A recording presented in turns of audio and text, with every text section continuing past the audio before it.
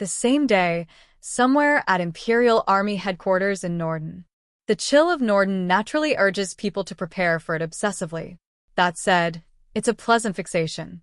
A fire blazing in the hearth, its warmth filling the room, is an indispensable feature of a quiet Norden winter. Welcome to Norden. Or I suppose I should say, welcome back. We're happy to have you, Major von de Geerchaff. Yes, returning to this battlefield does bring back memories. I'm eager to serve under you, General von Rudersdorf. There is something off about the General Staff officers and their extremely serious expressions while they are having that utterly out-of-place exchange.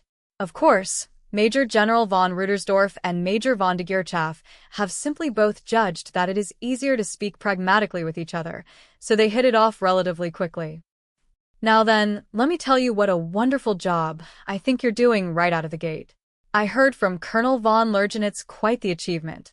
I'm honored, sir. But I expected nothing less. I knew having Zetter send you here was the right move. The cooperative relationship between these two geniuses within the General Staff really is something.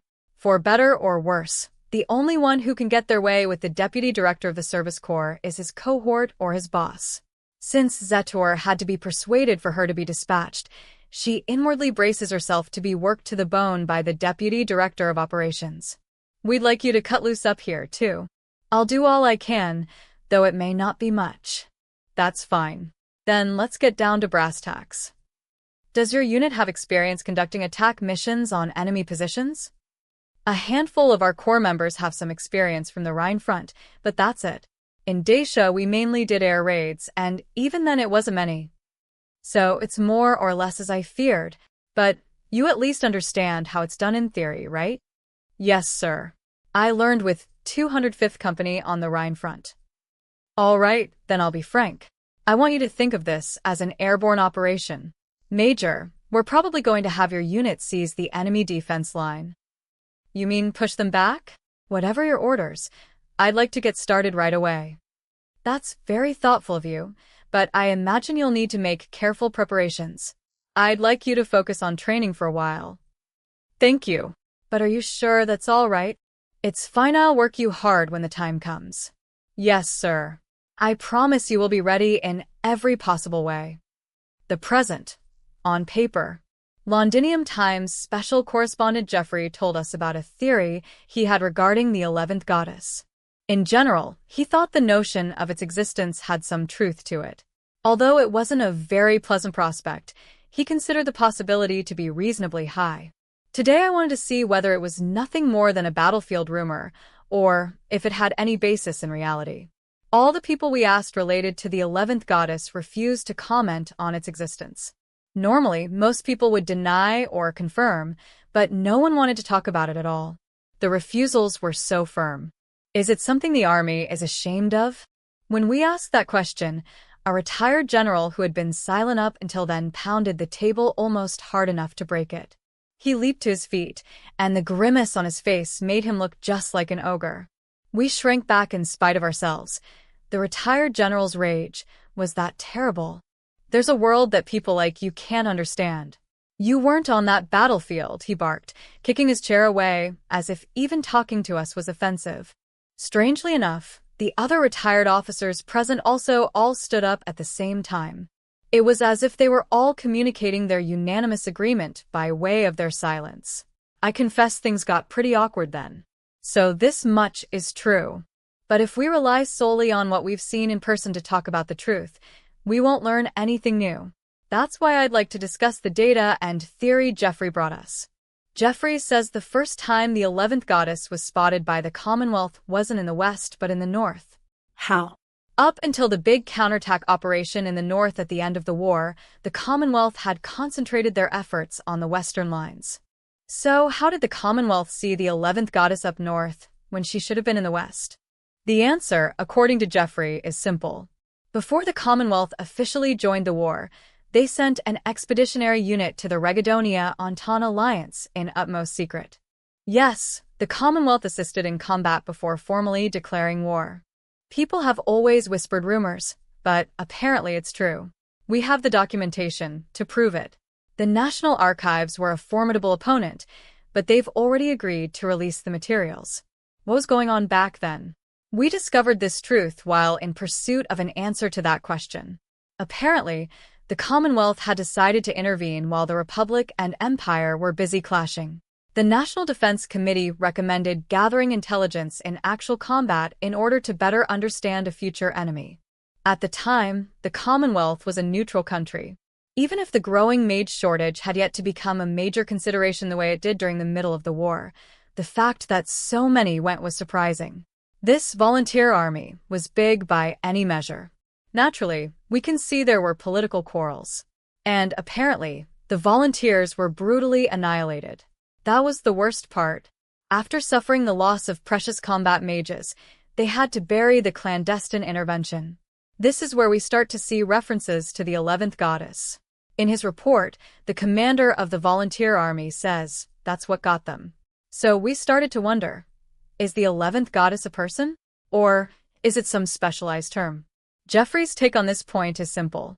Supply Hell is exactly 11 characters when you include the space. In other words, it was a euphemistic way to complain about the leadership's management in a situation where a more open comment wouldn't have been tolerated. That would definitely be something for the army to be ashamed of, right? Then again, mass mutiny would also work. In any case, they must want to hide some sort of organizational failure. In short, Jeffrey posits that the 11th goddess was not a person, but a phenomenon. Honestly, I simply can't agree. I was embedded on the Western Front, and from what I remember, supplies were coming in as well as could be expected. And discipline seemed fine from what I could see. Of course, I'm only one reporter, but I've been at it a long time, so I should be able to tell. More than anything, there was an abnormal number of casualties on the Western Front. No, you could say that abnormal became the norm. It was like another dimension out there. It wouldn't be surprising to find out a devil had been on the rampage. And so our debate has gotten nowhere. Well, the Londinium Times sort of serves as a watchdog, keeping an eye on the government. WTN specializes in offering news from abroad, so maybe we just have different viewpoints. Anyhow, I'd like us to keep investigating this. Lastly, I'd also like to say how blessed I am to have such an understanding wife. Well then, until next week. Andrew, WTN's special correspondent. November 16th. Unified Year 1924, Northern Army Group Command, Staff Meeting Room. I don't know what era he was from, but some great man once warned us. Victory is like a drug. Military triumph brings radiant glory and a most splendid intoxication to a nation. For that reason, when people are drunk on victory, they think only of getting more. Soon, no one is allowed to ask what the victory is for. Military romanticism has a violent effect on countries. That's why no one likes pragmatic soldiers. They're lucky to get off with being called cowards. Thus, I think avoiding losses and keeping casualties to a minimum is desirable. Drawn on the map is the Imperial Army pulling back. Mounting a predictable pursuit is, naturally, the enemy army. It's a proposal to retreat, so as not to put too great a strain on the supply lines. If a normal officer were to suggest this plan, they would have to be prepared for an immediate string of names worse than coward. And the meeting room did freeze for a moment. With no idea when Colonel General von Ragel might explode in his seat at the head of the table, Lieutenant General and Chief of Staff von Schrees was inwardly annoyed, but at the same time, the atmosphere was so tense he wanted to bury his head in his hands. By moving the lines back, I believe we can lessen the inevitable burden of distance on logistics, as well as simplify plans for a spring offensive. But Tanya, who had purposely ignored the atmosphere and stated her thoughts on the matter, quietly takes her seat. Acting like she has finished her report, her impassive no-mask face is unreadable while she completely ignores the staffer's stares. Actually, no matter how stormy it gets in the Northern Army Group meeting room, I simply can't seriously see it as something that has anything to do with Tanya. Her battalion has carried out its mission and has already returned to its garrison for the moment. She's only present because Major General von Rudersdorf ordered her to attend since she had time. When it comes down to it, Tanya is a part of the Central Army, serving directly under the General Staff, so she doesn't have a place in the Northern Army Group chain of command. And that's precisely why she proposed, as a bit of advice, that they use this time to shorten and consolidate their lines. Really, I didn't mean to interfere so much at first. Ruttersdorf was there from the operations division of the General Staff. I figured being pushy was his job. A major general in the General Staff serving as section chief has far more influence than the rank indicates, so I thought I would politely listen to him speak. But then, ahead of the meeting, he declared he would like to hear the opinions of officers from the field, and several brigade commanders were selected to comment. Perhaps their reports didn't satisfy him? Even though it would be easier to count up to her rank from the bottom, the ball had been passed to her. In that case, I felt I should probably show these hemming and hawing numbskulls, who can't offer a straight remark, how it's done. The only ones who don't give their opinions at meetings are the inept or idiots too worried about what everyone else thinks. That said, there are also times where someone has to stand up and bear the brunt of the silent majority's pent-up frustration. The fact that someone has to be forced into this role, reminiscent of the ship that draws fire away from the rest of the fleet, is a problem that will no doubt plague all organizations forever. And if the boss of the group dispatched from Central is going to keep his mouth shut, then the role of the scapegoat falls to me, another person who hails from Central, with field achievements to boot. It's aggravating but true. First of all, I repulsed a regiment-sized assault. That's a solid feat no one can deny. In addition, my considerable accomplishments in Dacia as a mobile strike specialist ought to lend some weight to my comment. My battalion did its best. They're a real bunch of war nuts, but they gave their all. We turned back a regiment and shot down their bombers. We can be proud of the serious blow we dealt to the enemy. Major von de Geert's proposal is quite novel. What is the Northern Army Group's take on the logistics involved? Quite novel. He has thicker skin than I thought. But I suppose Central can't come out and say that the supply lines are dangerously overextended. Our now dismissed predecessors, dreaming of smashing the encirclement, mobilized the Great Army with gear appropriate for fighting in the north, only for them to hastily deploy to the Rhine front. It's not just General von Ruttersdorf. No one could ask whose fault the messy supply lines were, because the blame lay with their predecessors' blunders. On the other hand, if it was simply an organizational failure, the problem shouldn't require Central to handle it so delicately. The issue at hand is that the Empire is panicking and the enemy is taking advantage of that. Winter is already on its way, and partially because the Imperial Army's Northern Army Group is lacking supplies it needs to weather Norden's cold, the Empire's movements are becoming severely limited.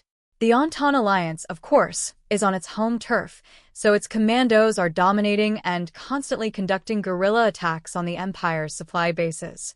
Security at small depots is already in shambles and growing difficult to maintain. But the soldiers still need bread if they're going to march on the enemy logistics base. If it were a tactical disadvantage we needed to fix, commanders would still have room to work. Or, if simply fighting hard could solve things. But the supplies in a burned-down depot can't be recovered. The conclusion I reached is simple. It isn't clear if the Imperial Army has enough supplies to survive the winter. The supplies exist, but they need to be carefully managed. And that time could be used to reorganize the lines. So that's why he suggested I make careful preparations before the airborne assault on the enemy. If you want to buy time with harassing attacks, 8 airborne operations are an effective option. But Tanya is, I am, not very well informed when it comes to the average human psyche. Of course, she would come at this from the perspective of her own unit's airborne assault in the spring offensive. But that's why if I'm here, I have to sound the alarm about the danger regarding our winter supply preparations and declare that aiming for a swift end to the war is too great a risk. General Chekhov von Schrees just barely keeps himself from losing his temper as he thoroughly reviews the plan as Chief of Staff for the Northern Army Group. At the same time, the part of him that remains cool and rational screams in his mind about how bad this is. Really, this proposal is only that and nothing more. In other words, it's simply one possible option. General von Schrees is a veteran who has worked his way up in the Imperial Army's meritocracy. He can see that despite having its main force, the Great Army, pulled out and the local numerical inferiority of its mages, the Empire still has a clear advantage over the Entente Alliance. Certainly, he understands that the burning of bases supplying the front lines, including small depots, was a thorn in his side.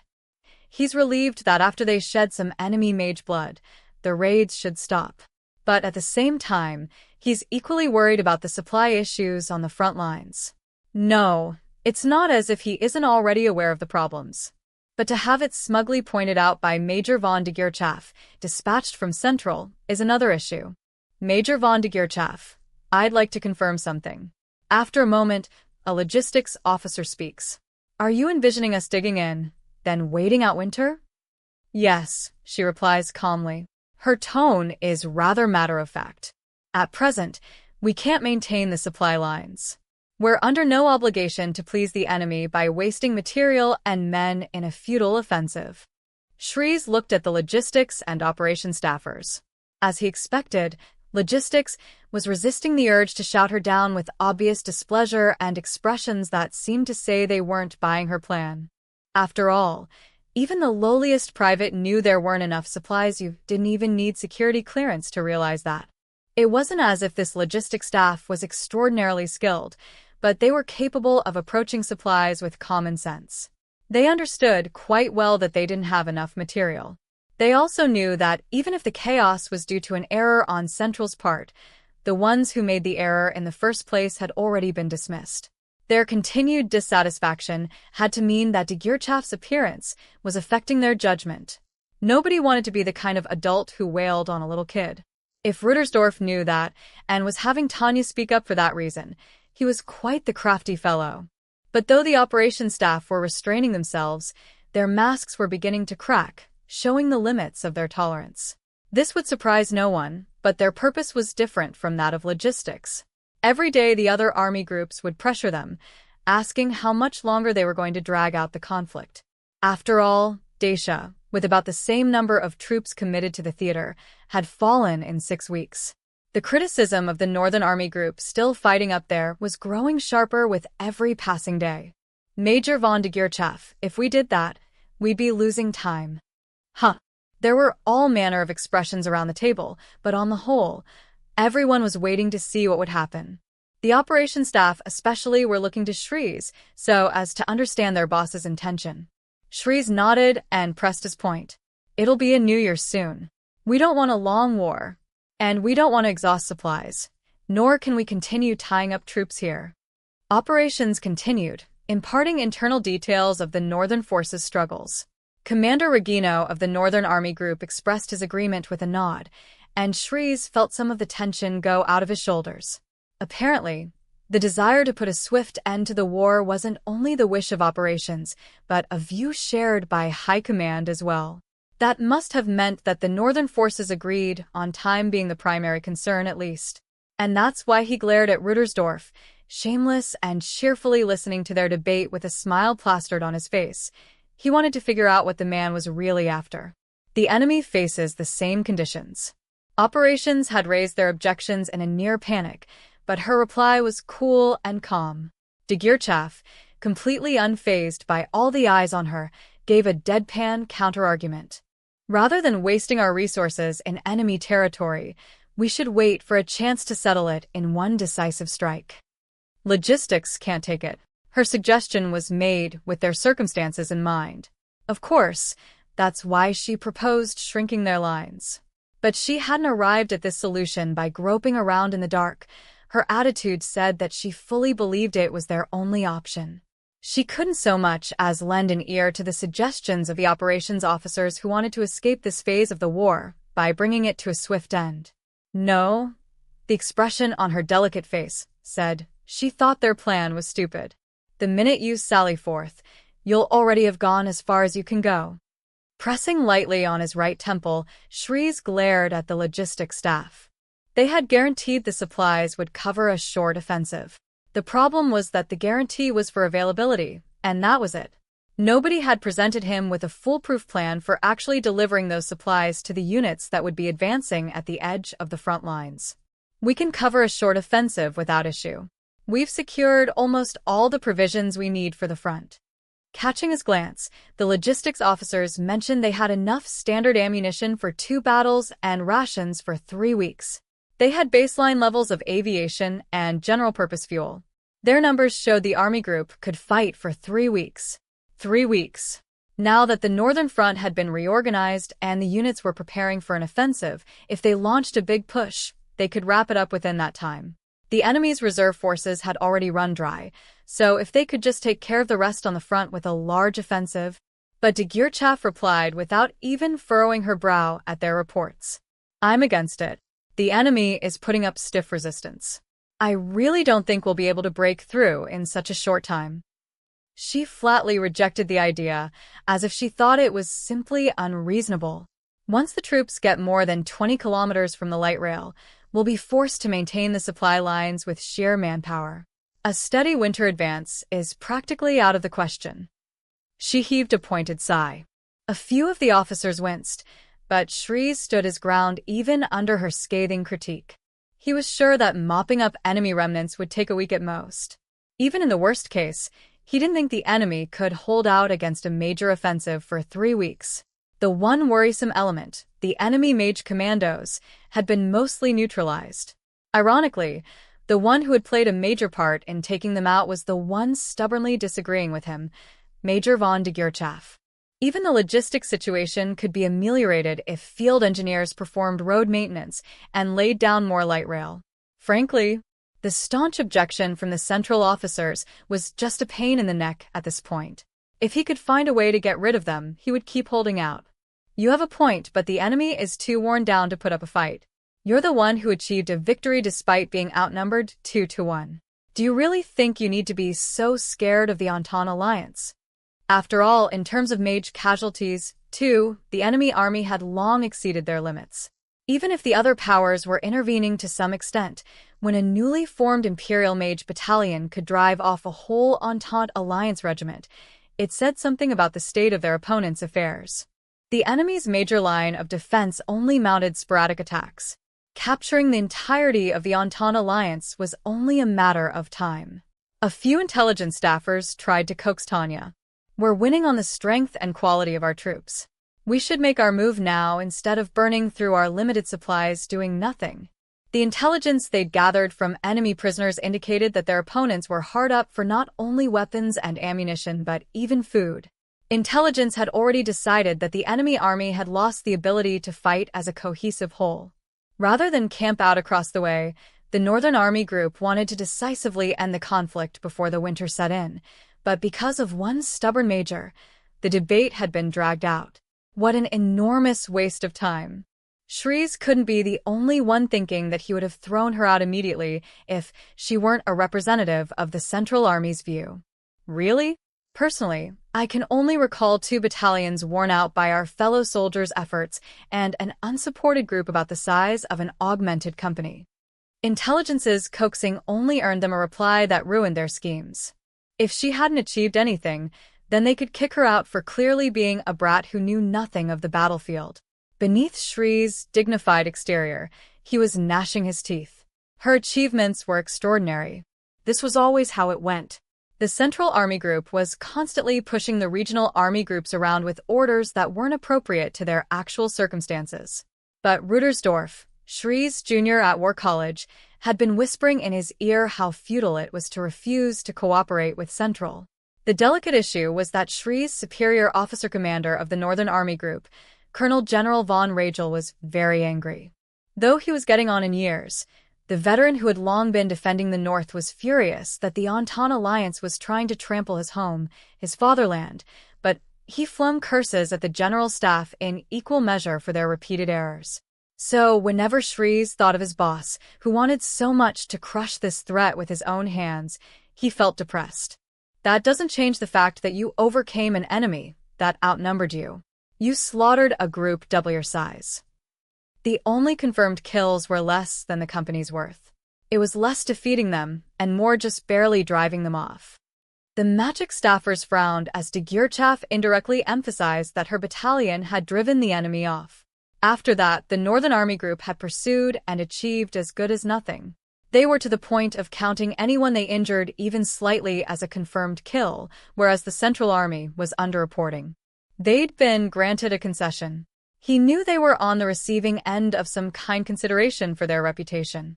They were listed as having downed a battalion, but the score mostly belonged to the Central Army troops. Only a few people were aware of the behind-the-scenes dealings. That's why, as most of those present looked perplexed, Shri shot the mage staffers a look. You owe them, so shut her up. A staff officer's job is to come up with a concrete plan to actualize the higher-ranking officer's intentions. So he tried to persuade Dagirchaf again. Please just understand your superior's wishes and relax your stance.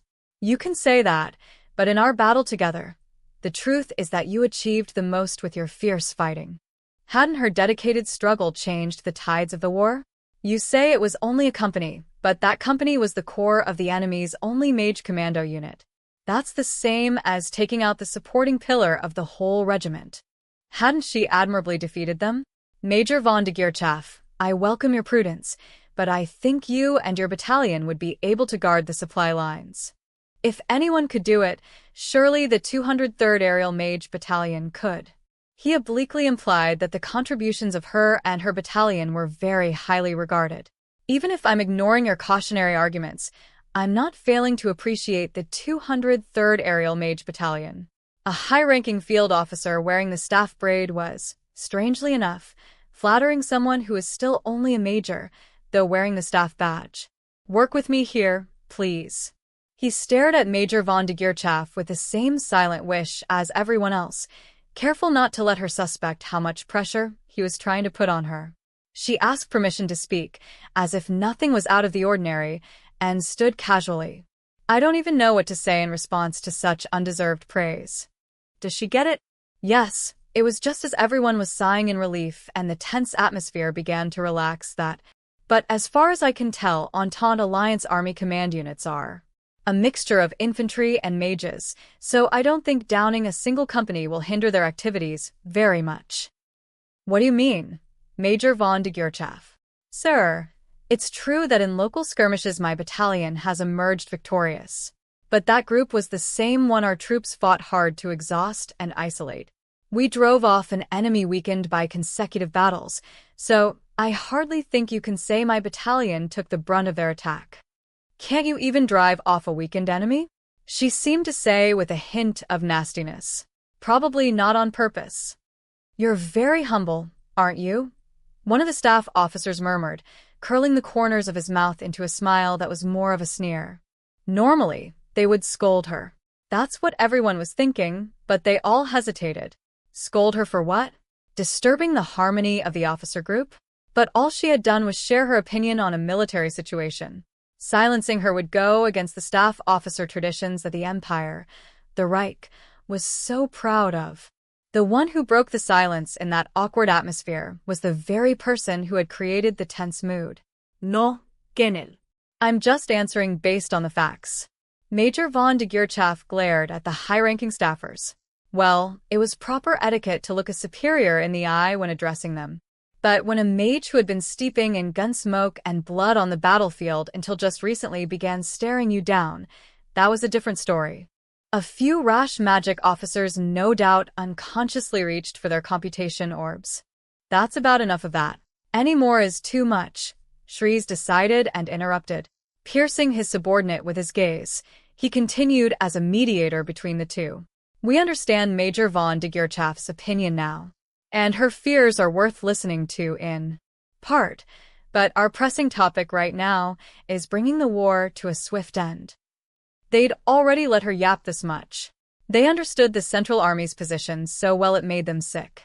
Honestly, it bothered him more than anything in the world, but he could understand where she was coming from. For a mere major to protest so stubbornly in a room full of superior officers, she must have been under some strict orders. Shrees had never seen a major with such a big head without making light of him. So the little messenger needs to pipe down. He gave her a resolute stare. It is my duty to firmly object. The goal of lessening the load for each regional army group could backfire and result in a larger burden. But surprisingly, it had no effect on her. Without hesitating even a little, She, mere battalion commander, matter-of-factly gave her opinion to the staff and even had the audacity to disagree with them. A head could be allowed to swell only so far. There's a limit to what can be tolerated, even for recipients of the Silver Wings Assault Badge. Though he wanted to scream at her and chew her out, he suppressed his fury and said, "Our intention is to lessen the load on the troops. Major, please refrain from rash remarks." The major, though still rather new, was readily crossing a line of which all graduates from the War College should have been aware. She was protesting too much. If they weren't in a war zone, it would most certainly not be allowed to stand. This sort of behavior could only escape rebuke on a battlefield. It was practically an outrage, wasn't it? Indignant, the officers turned their anger on her with violent glares. But even under such silent censure, Degurchav made a bold move. She lifted the coffee cup she had been served for the staff meeting, eyed the milk and sugar on the table, and murmured, "In the West, our troops are drinking dirty water, starving and suffering in the mud. The North is so blessed." To the officers watching her, hanging on her every word, the smile on her lips was both offensive and profoundly meaningful. At the same time, she scanned the room with an expression that seemed to ask what exactly they were all trying to say from their seats in this comfortable office. Her face did the talking. "Naturally, I don't think that affects how much you care about the troops." That comment was the last straw for Shrees. The Central Army was always making unreasonable demands on the regional army groups. He couldn't take any more of this interference. Without realizing it, he had kicked his chair away and stood up. He wouldn't listen to any more of her mouthing off. "Major, if you're going to talk like that, then go back to the West. We don't need any cowards in the North." "Is that the will of the Northern Army Group?" "That's enough." He realized he was shouting at an officer. He was seized by the urge to kick her out. Most of the others in the momentarily silent room held their tongues, but they felt the same way. Then, with a despicable calm, Degurchav snapped off a splendid salute. "Then if you'll excuse me." With that, she straightened up smoothly and bowed. They could hardly believe it, but she approached the door with fluid motions and exited the room. No one tried to stop her. Norden HQ, Major General von Rudersdorf's office. It was after Major von Degurchav had politely thrown down her gauntlet and left the meeting with no way to vent her rage. Hearing that she had asked to see him with utmost urgency, Major General von Rudersdorf nodded. "Just as I thought." She never disappointed, so he was fond of her. That's what she had to do. "I know what you're going to say." That's why he implicitly stated they would get right to the point. Do away with the empty formalities and spit it out. "Sir, frankly, considering the situation we're in, an offensive is reckless. Why don't you stop it?" "Major, I want you to tell me what you really think." She raises these indirect objections. Yes, it was amusing to watch her maintain composure and deliver her opinion with all the correct etiquette despite the anger seething in her eyes. But he didn't want to hear tactful, formulaic thoughts. "Respectfully, sir, I'm a staff officer. I don't believe I'm in a position to say any more." "I see. You're very easy to understand. Speak freely." "Thank you, sir." He'd urged her to speak her mind, but he accepted her polite yet also sharp response.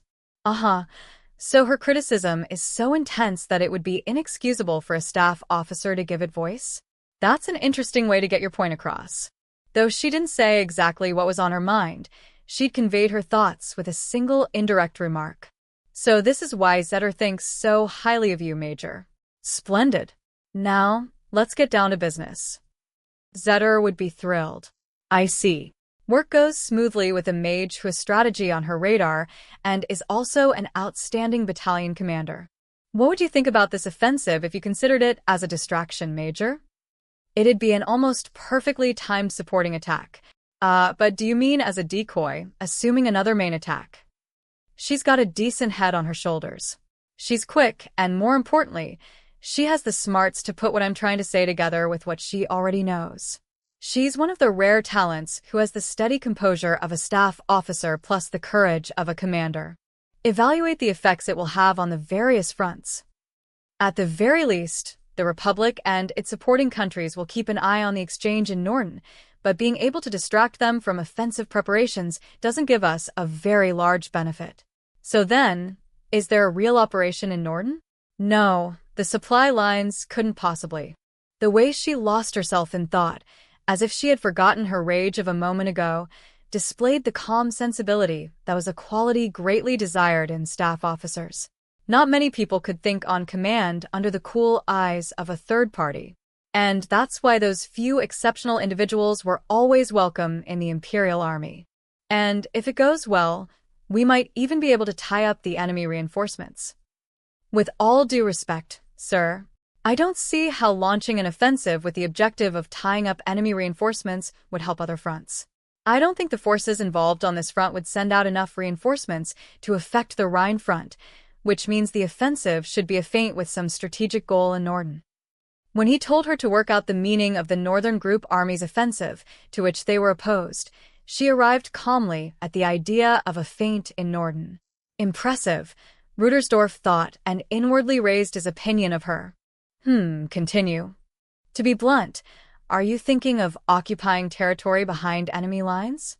I was ordered to prepare for an airborne assault, so we'd need some sort of diversion, and then we'd... In the rear? Is it the rear? But a conversation is a two-way street. At the same time Rudersdorf is reading between the lines, so is Tanya. She's thinking that she's seen and heard something like this before, and she finally manages to salvage the memory from the deepest corners of her mind. What is it, Major? Letting Rudersdorf's question slip by at the outer edges of her consciousness, Tanya assembles the fragments of the memory she seized. Tying up enemy forces on the front lines. A feint. An assault on the rear. Remember, I know I've heard something like this somewhere before. And it was the kind of news I really like to hear. Where? Where did I hear it? No, I could have heard it or read it. But I know I've encountered it before. Behind, back. Supply lines? Yes, there's supply. Cutting it off. As the pieces come together, she mumbles without realizing it. She shuts out even the way Rudersdorf's face stiffens in shock as she speaks and focuses her thoughts. The back, yes, something from behind? It was, right, a thoroughly delightful kick from the rear. Suddenly, a word appears in her mind. Inchan? Yes, Inchan. That's it. That immensely pleasurable commie, ass-kicking. MacArthur pulled off a miracle with his meager talent. The Battle of Inchan. They made a large-scale encirclement and cut off the enemy from behind. It was a decisive strike that caused the North Korean army to collapse. A great reversal from the annals of world history, where capitalism smote evil communism. Sir, if the main enemy forces are concentrated along the front lines, then wouldn't a land operation in the rear be one way to end this? It seems as though she has just now remembered Rudersdorf's existence, but her sudden query and calm tone appear contrary to her overflowing confidence. Thinking of the Battle of Inchan, she realizes the invigorating, admirable strategy of kicking numbskull commie asses from behind could be employed against enemies other than communists. After all, it's a way to completely encircle the enemy and get their own logistics organized. If there's anything wrong with the plan, it's that it requires absolute control of the sea and the absence of the enemy's main force. A large-scale amphibious operation in the rear followed by encirclement to sever their supply chain. So the offensive would be a diversion for the landing operation. To Tanya, all she has done is rediscover historical fact, which is why she forgot that in this world, it's merely a concept. It hasn't turned into history yet. So Rudersdorf felt unfathomable shock as de Geerchaf mentioned it with such calm nonchalance, as if it were already a foregone conclusion. But Tanya completely missed that.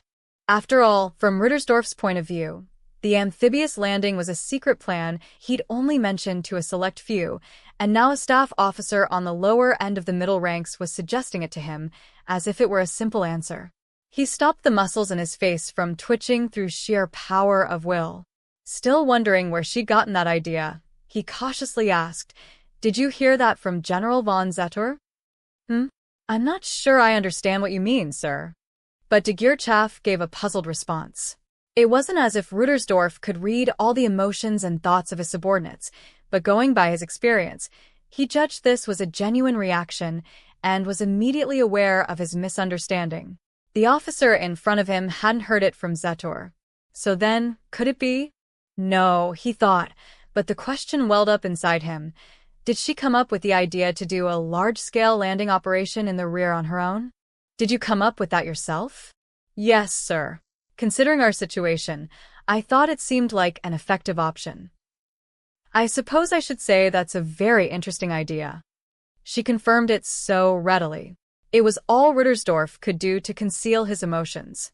As he worked to maintain his facade, he was astonished that she had come up with it, but at the same time, he could now understand how she had been able to make a convincing, strategic argument regarding transportation, even back at the academy. So that's why he understood. You can see that much? He was flabbergasted. Either way, she was a terribly promising officer. All right. Yes, we're going to use your unit. Major, transfer orders. Your battalion is to stand by at the naval base. Yes, sir. Understood. He watched Dagirchaff as she calmly nodded in acceptance of her orders. She seemed just like a child happy to be sent on a little errand. And I gave this child the orders as easily as if I were sending her to do just that. You never know what will happen in a war. You'll drop in ahead of the landing party and be the vanguard for the army. I'm expecting great things from you, Major. Having someone this smart head up the vanguard, not too shabby. We should be able to expect a lot from the tip of this spear. But may I ask something, sir? What is it, Major? If this was your plan all along, then you didn't really need to suggest I put a check on the Northern Army Group's offensive, did you? She's right. Not that he hadn't thought of that. He didn't really want to call for a halt on the Northern Army Group's offensive and create ill will, especially when he had heard from Lieutenant General von Schrees that Colonel General von Ragel was about to explode. But as Zetor had told him, there were pros and cons to both bending over backward to attack and bending over backward to avoid attacking. For operations, fewer fronts would give them an easier time, but the Service Corps had to worry about supplying the troops regardless. Well, it was General von Zetor's condition. He didn't particularly think he needed to hide the fact. Or rather, he figured she would find out anyway, and telling her now would be an act of goodwill toward a fellow member of the General Staff. He said we should forget about the Entente Alliance and focus on domestic defense. Either way has its logic, and if the Northern Army Group had agreed, I would have sent you to the Rhine and been preparing to survive the winter. Understood. If you'll excuse me, I'll be on my way. Northern Army Group Barak 7, where the battalion had been garrisoned. Major? The one who meets Major von Dagirchaff when she returns to the Barak to notify the troops of their reassignment is Officer of the Week, her Vice Commander, First Lieutenant Weiss. How considerate of him to have an orderly ready an extra coat and coffee. That efficiency is skill and experience. He really is excellent material. The best part is that he doesn't smoke. Tanya's nose is sensitive to tobacco, and the staff meeting is always smoky. No, I wouldn't deny anyone cigarettes on the battlefield, but I'd like separate smoking and non-smoking areas. Or just tell them, don't blow smoke in my face. It makes my eyes sting and my nose itch. I resent this assault on my tear ducts. Limitations on individual rights are obviously oppression and, as such, difficult for people to stomach. Still, it should be fine if I murder the senior officers who refuse to stop obnoxiously huffing their smoke in my face, right? They don't even do any work, but the cigars they light up are luxury items. Tanya can't help but be disgusted.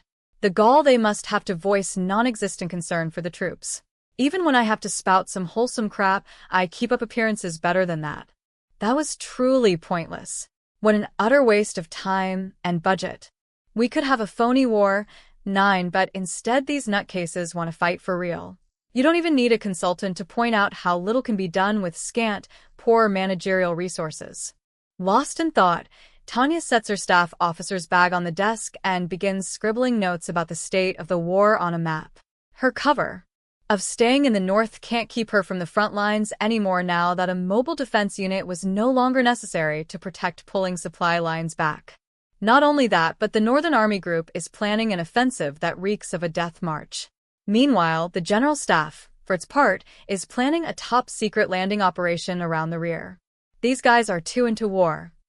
From the bottom of my heart, I advise you to think twice about surrounding yourself with people who are overly fond of war. I can't keep up with their notion of fighting with barely any material. I can't believe they don't want to leisurely build fortifications while we wait for supplies and leave the fierce fighting to the others. I'd like to suspect them of being too steeped in the romance of achievement and militarism, but now that the General Staff is planning a major amphibious operation in the rear, they, too, seem way more into the idea of fighting than I thought. I can't understand this world.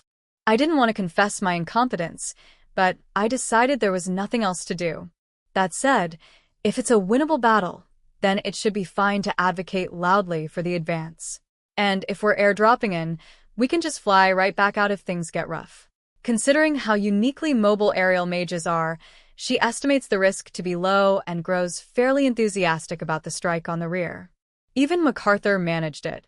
The Empire's general staff is way more serious about war than that guy was, so I'm sure they'll come up with an ultra-precise plan for us. It will be my first time to fight according to an operation plan by General von Rittersdorf, but when I tried talking to him, he seemed unexpectedly easy to work with. This might just pan out, thinks Tanya, genuinely looking forward to it. Get me an extra map. Here you go, ma'am. But that doesn't mean there aren't any problems. She takes the map of the entire Northern Theater from her subordinate and compares it to her annotated situation map. She buries her head in her hands and racks her brain, but fjords really have an optimal shape for coastal defense.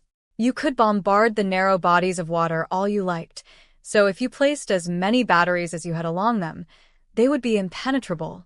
The only thing that saves Tanya is the lesson from history that sometimes a fortress built against the water is terribly vulnerable to an invasion by land, like Singapore. Having had that thought, Tanya tries moving the pawns according to the scenario she envisions. The batteries guarding the fjords are certainly a threat to a fleet of warships. Yes, a threat, but to warships.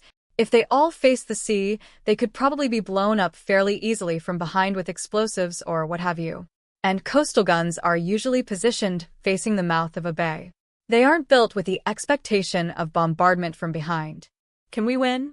To Tanya, even if their opponents were spirits who strayed from Moomin Valley, the deciding factor is that their defensive shells could be shattered.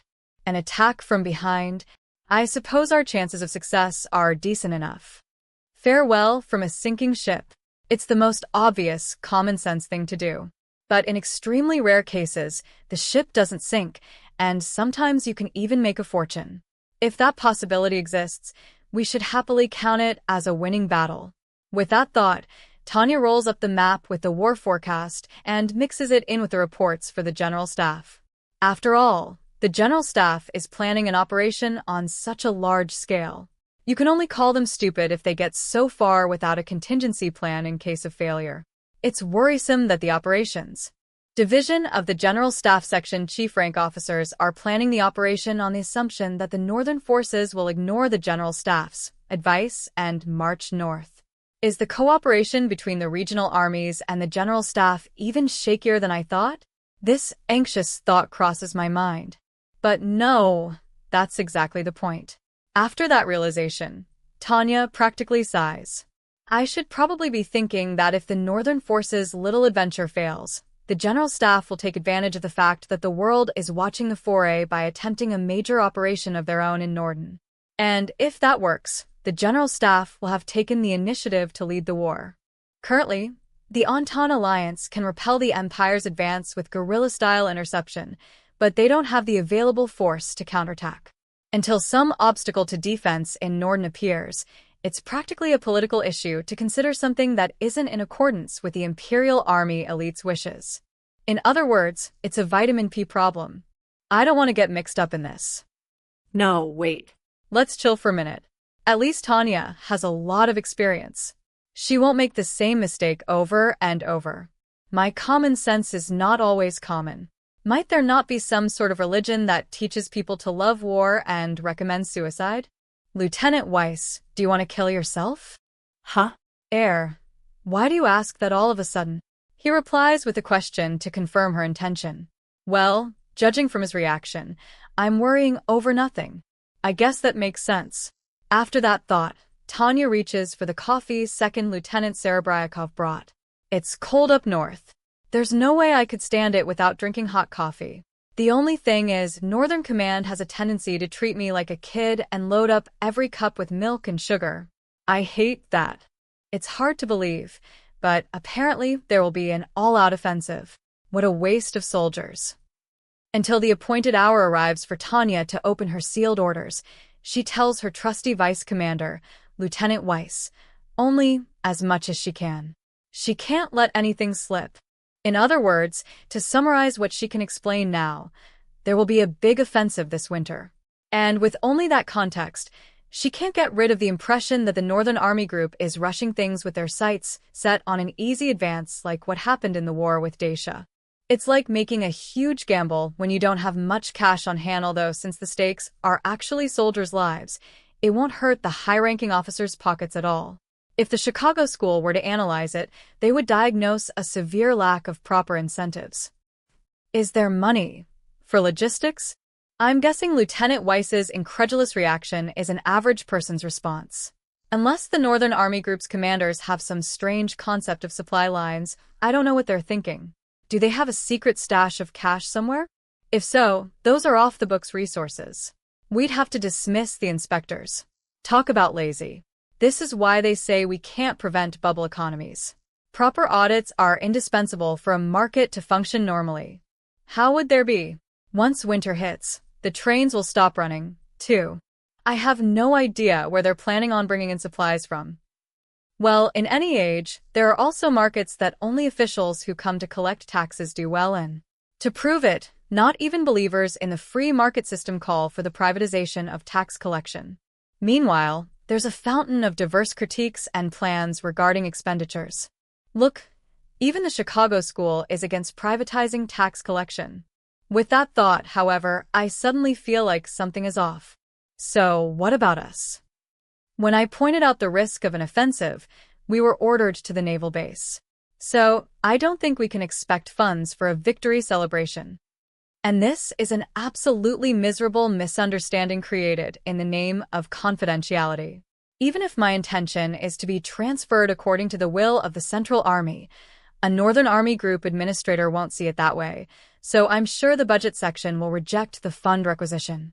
They'll make the excuse that it's not under their jurisdiction and refuse to pay out what they promised us just the other day.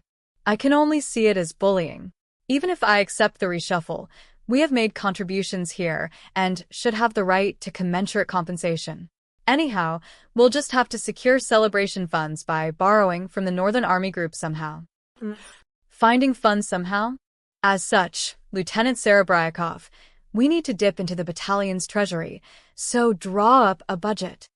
Understood. How much should I use?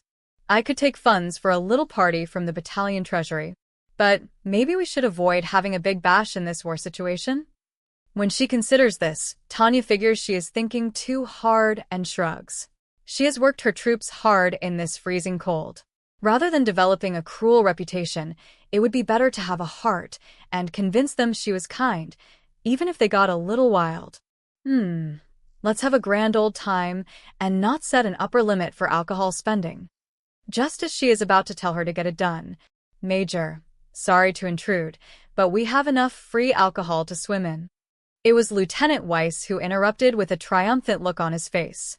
After inadvertently starting to ask where he'd snatched the liquor from, Tanya wills her mouth shut, somehow successfully communicating with her expression of disbelief instead. Excuse me for butting in, but we were able to get this full complement of canteen alcohol due to the kindness of a local unit. Lieutenant Serebryakov jumps in to respond to my suspicious look. Partly because we've been together for a while now, she's getting good at knowing what types of things I worry about. Oh, don't worry. The Viper Battalion bought it with their own money as a gesture of goodwill, I guess you could say. Very good. Tanya nods in satisfaction. Someone is treating us because they're pleased with our work. That's wonderful. The only problem is that due to military regulations and my age, I can't drink a drop even if I want to. Great. Go and buy some chicken or something, Lieutenant. I'd like to sink my teeth into some roast chicken at least. We'll have to toast the Viper Battalion. Thanks to them, I can treat my battalion. Yeah, we can't really thank them enough. Well, they're mages. They're well paid. After all, there are deployment allowances, transfer allowances, hazard pay, etc. They each make enough to build a small house, so if you count the entire battalion's funds, it adds up to quite a lot. Indeed. Well, this is a good opportunity. Let's send them a message inviting them to the party. That's what we'll do. It's not so bad to bond with our kind allies who weakened our prey for us before we arrived. More than anything, I want to clear up the misunderstanding that must have arisen due to that repugnant confession of faith. I'm normal. I have to prevent weird rumors from damaging my reputation. November 29th, Unified Year 1924, home port of the Northern Sea Fleet, Flagship Command. Along the strait, it's nearly time for the decisive battle. A high-strung excitement runs through the air at the Imperial Army base. Usually the atmosphere feels almost heavy, but for the moment, it's so lively it keeps the cold at bay. The officers and men running here, and there are visibly tense, no one is relaxed. It's the excitement that occurs immediately before a large-scale operation. Humans are a pain in the neck. Though wise enough to fear fighting, they are also easily intoxicated by the romance of the military. This has to be the concentrated effect of everyone's wish to taste sweet victory. Those who can't share in this festive atmosphere appear to be in the minority. Resigning herself to the fact, Tanya goes to the designated Flagship Command meeting room. As far as she can tell from a glance at the soldiers coming and going in the halls on her way, the entire Northern Sea Fleet crew seems full of fighting spirit. Even the vessels that would be left behind seem to be longing to sortie enough to rush out of there at any moment. And the operational factors necessary for taking advantage of that spirit appear to have been given the necessary consideration. A large number of transport ships are anchored in the bay, and among them are some that could qualify as landing crafts after being outfitted for the amphibious assault. They probably have landing crafts requisitioned as high-speed transports ready to go as well. As far as she can see, traffic in the bay is orderly, and ships are in a position to begin operations at any time, thanks to the controlling performed with the Empire's usual efficiency. Tanya is conscious again of the weight of her responsibility. A lot is expected of her unit as the vanguard. It's better for people to expect greatness of you than not, but it comes with a lot of annoyances. That said, she conceals any determination to live up to those expectations and calmly takes her assigned seat in the meeting room. She ignores the attention she is getting by nonchalantly looking over the pre-meeting handouts once again. Of course, in part, she wants to reread them to circumvent any avoidable problems during the operation. Just as she's already read many times, it seems like her unit's role is fairly large. Having their performance determine whether the operation would work or not is a big responsibility. Drop in, capture the coastal guns. It'll be glorious, but a challenge. If we fail, the whole army will be stuck in the fjords. It's time, so I'd like to begin. Even while she is lost in thought, the hands on the clock keep ticking. Then, when they reach the appointed hour, an Imperial Navy staff member announces the beginning of the meeting in a solemn voice, and everyone turns toward the commander of the operation, the fleet commander, in unison. All right, I'll explain the situation. Tanya listens to the commander as he briefs everyone, unaware of her feelings on the topic and with a sober expression, but the gripes in her head threaten to overflow. Internally, she complains up a storm, whining over and over that it sure would have been nice if the drop team had been given a few more men. We'll be performing a mission in support of the Northern Army Group's operation. In support of the Northern Army Group? Tanya starts to think, but then it makes sense to her. Yes, the Central Army is nominally giving credit for the operation to the Northern Army Group. I guess it's a show of the General Staff's intentions or kindness, you could say. After the awkwardness between them over the great army mobilization issues, this'll be a heartwarming reconciliation. In other words, this is a lousy plan, a military operation loaded with the higher-ups' motives. But you could also say that they'd managed it in a nominal way that wouldn't come back to bite the troops on the ground. Instead of a political compromise, they had pulled off a splendid handshake. After all, the Northern Army Group is going on the offensive, and as a bonus they get the honor of leading the operation.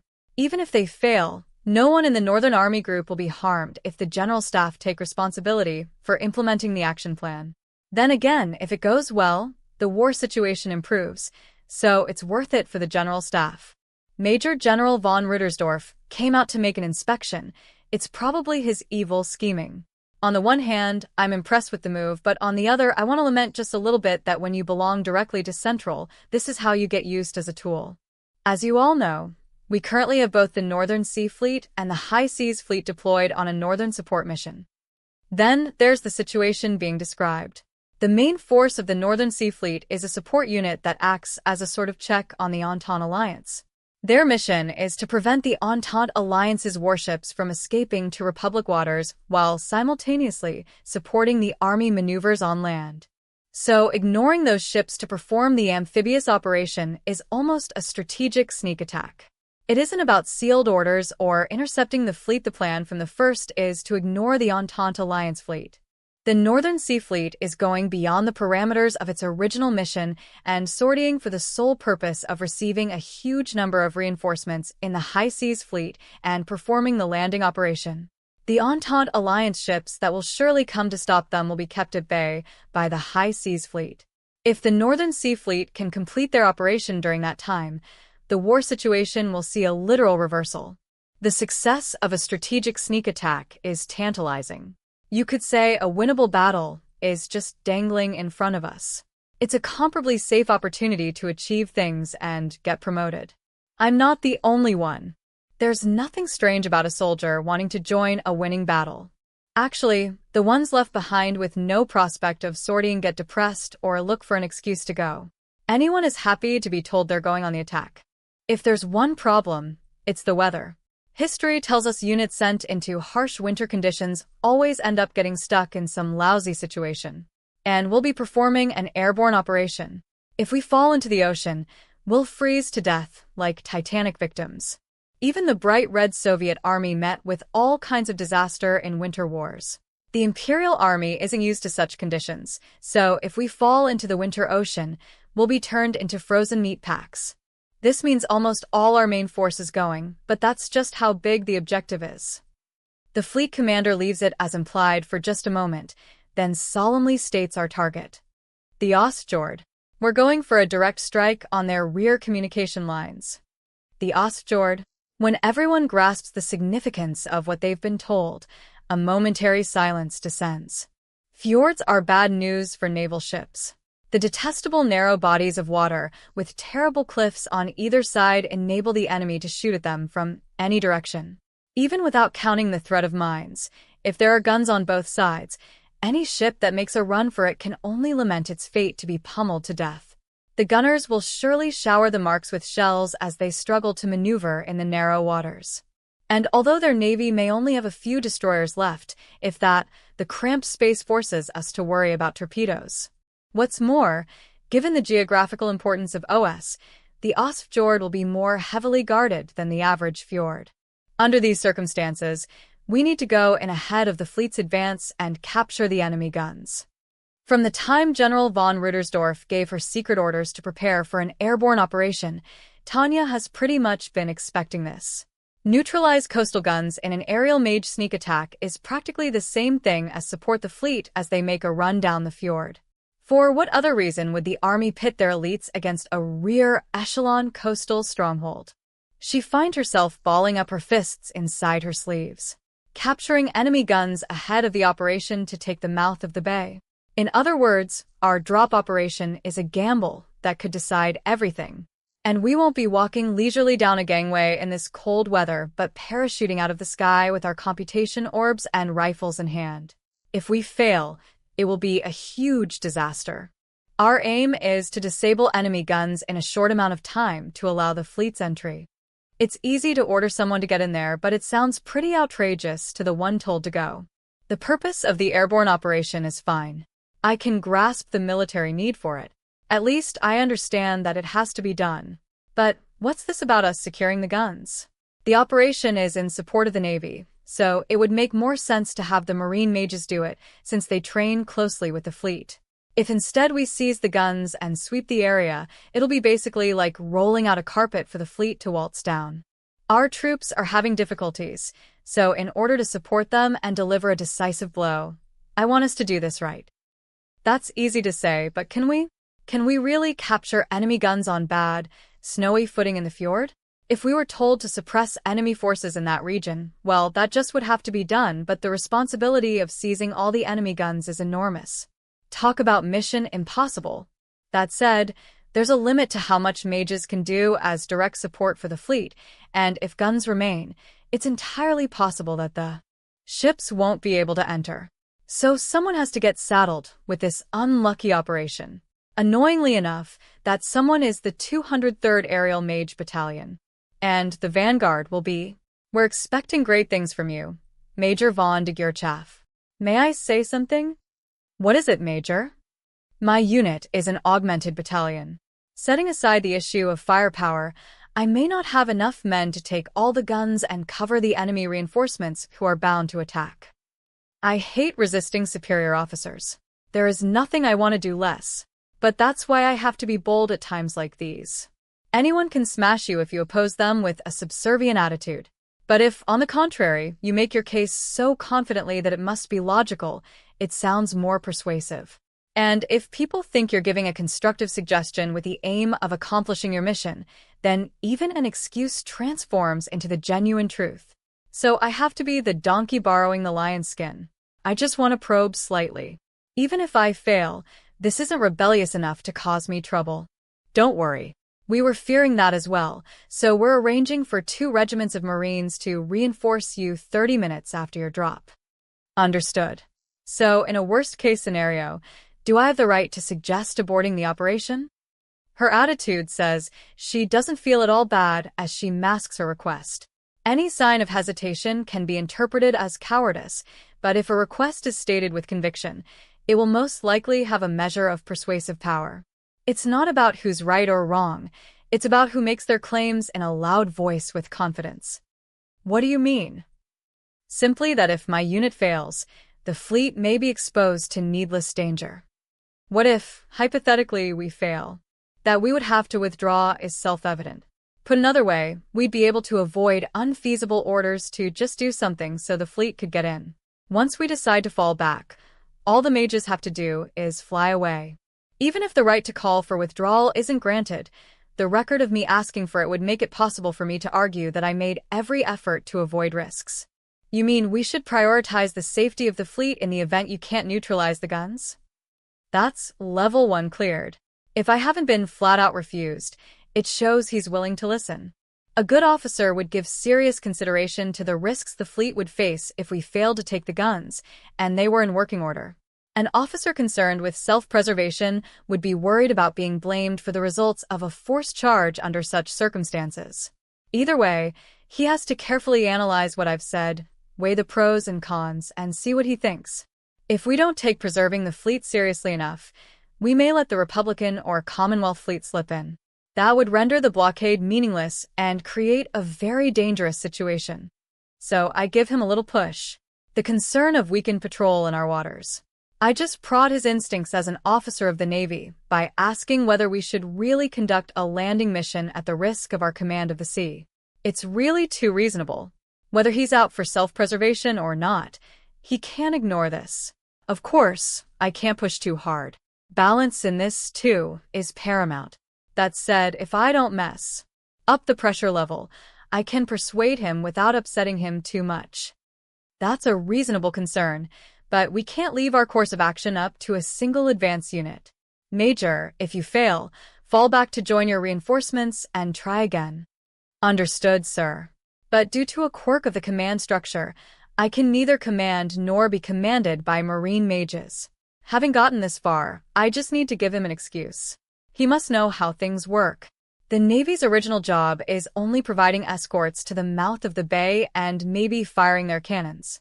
I'm sure he doesn't want to exacerbate mage command structure issues. In light of that, I'd like permission to advise aborting if the Marine Regiment commanders agree. It's an adjusted step to save everyone's faces and avoid any bothersome disputes. It doesn't take any time at all for him to agree. All right, you have it. A few days later, The operation is to be carried out as scheduled, and Tanya and the brave members of the 203rd Aerial Mage Battalion are in a transport plane being taken to the drop zone as the vanguard.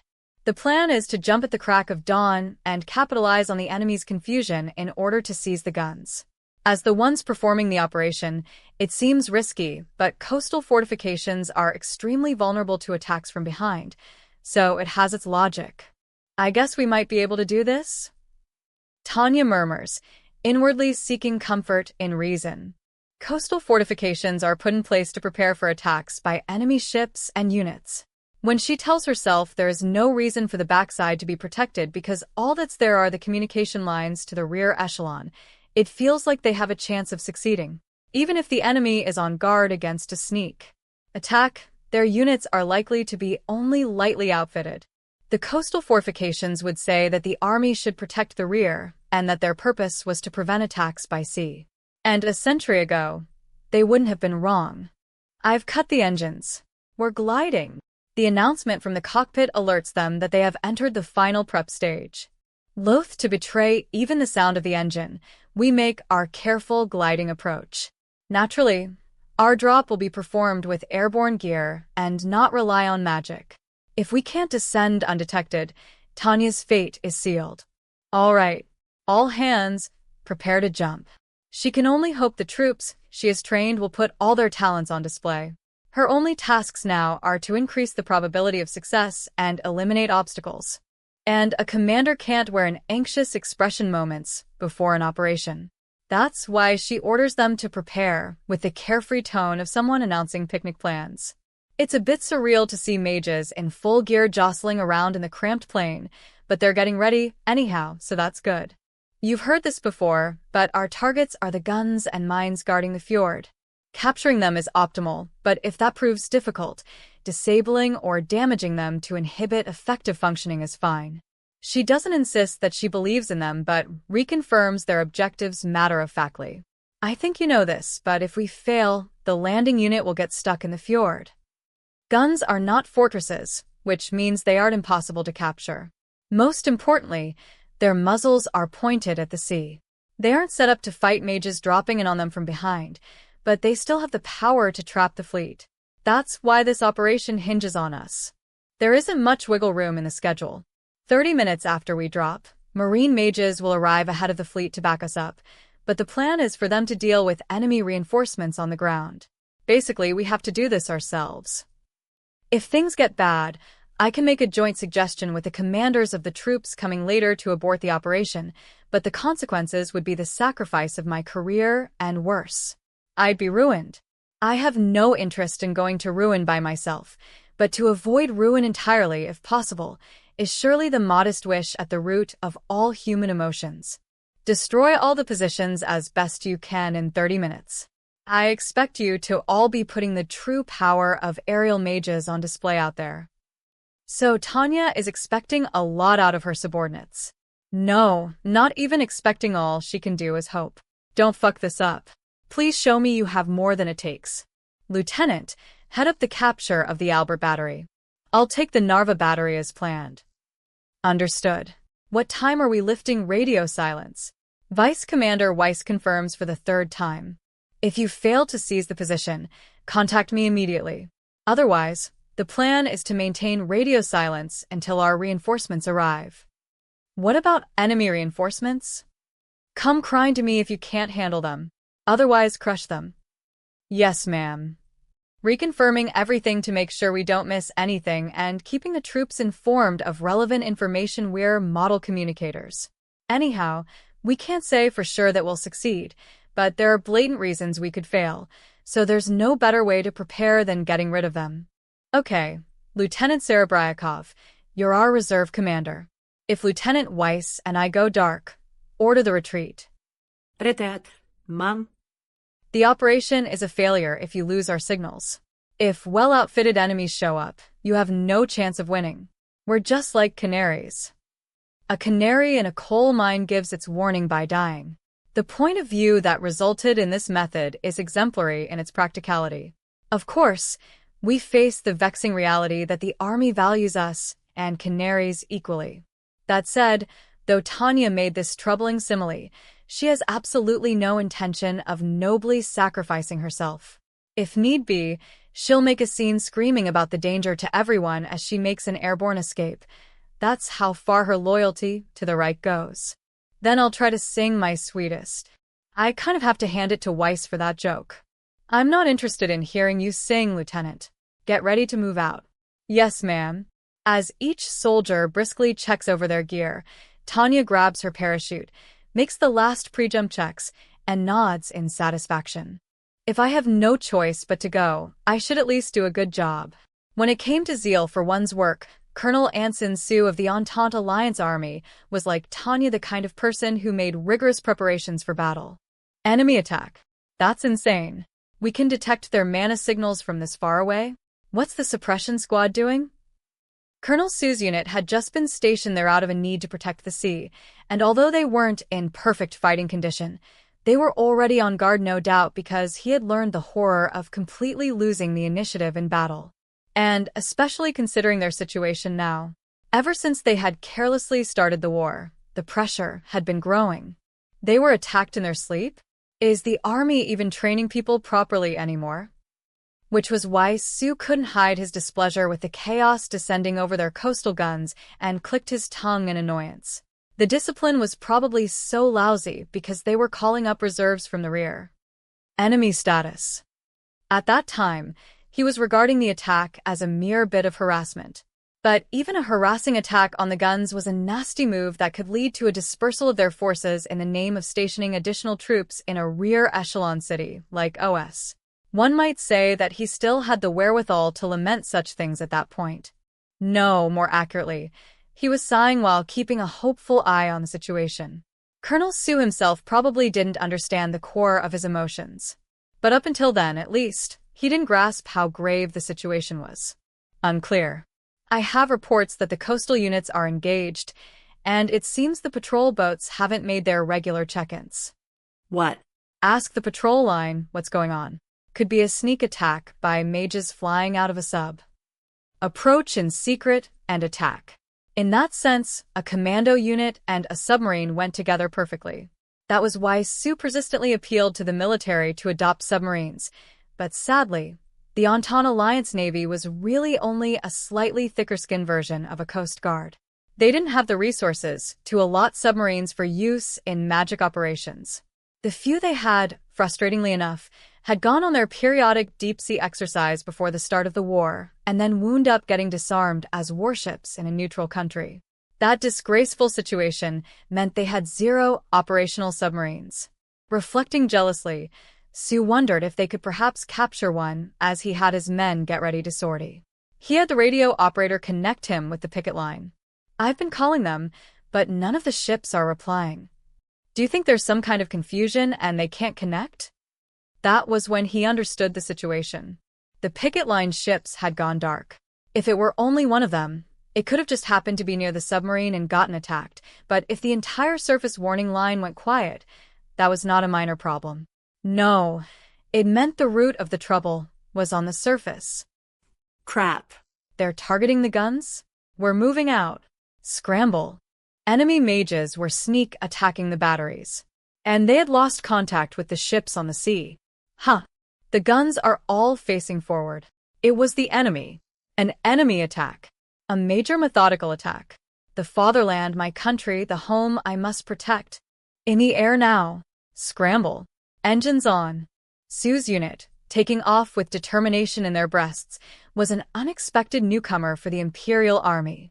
The Imperial Army General Staff thought it was a newly organized unit that had just been stationed there.